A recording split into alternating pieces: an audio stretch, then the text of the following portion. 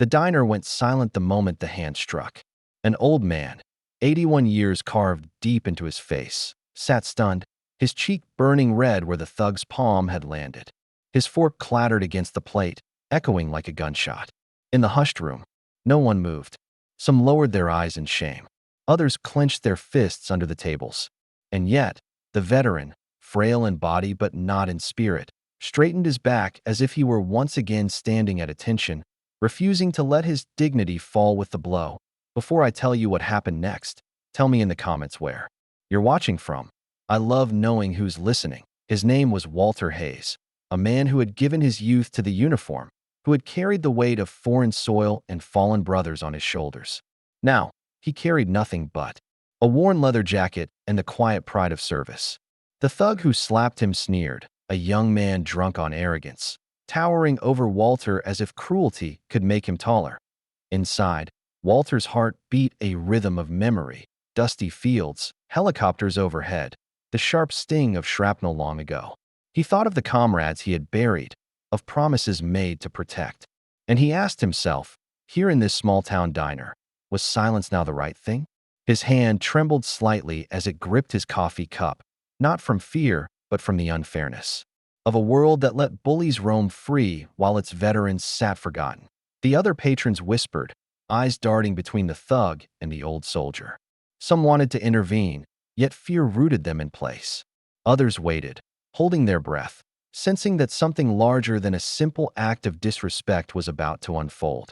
The air itself grew heavy, like the tense pause before a storm breaks. Walter said nothing.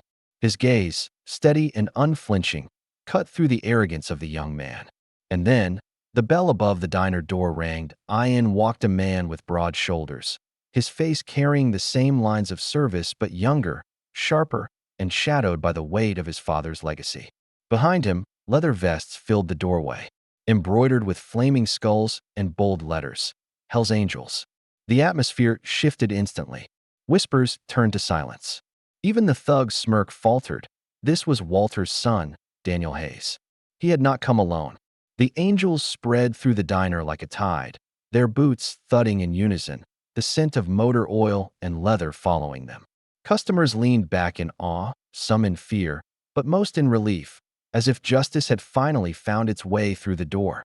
Daniel saw the mark on his father's cheek. His jaw tightened, his eyes burned. The thug tried to laugh it off, to swagger in defiance, but his voice cracked under the weight of the sudden stillness. The angels did not raise fists. They did not shout. They simply stood, arms folded there, silence louder than any war cry. Daniel placed a hand on Walter's shoulder, a son grounding his father in the storm. "You don't touch him," he said, his voice calm, resonant, carrying the authority of both blood and brotherhood. The thug shrank, his arrogance draining like water through a sieve. He looked around, searching for support, but found only cold stares. No one spoke for him. No one moved for him. He was alone. And in that moment, he realized the weight of what he had done. Not just the slap, but the attempt to strip dignity from a man who had already given so much. The diner erupted in applause. Not loud at first, but growing, swelling, until even the walls seemed to hum with approval. Some cried. Others stood in respect. Walter, though humbled, lifted his chin and whispered to his son, "It's enough. Let him walk away." And so he did.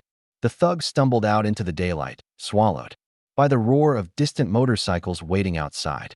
Justice had not been delivered through fists or fury, but through presence, loyalty, and the reminder that even the forgotten are never truly alone, because kindness doesn't vanish. It waits, and it finds its way back.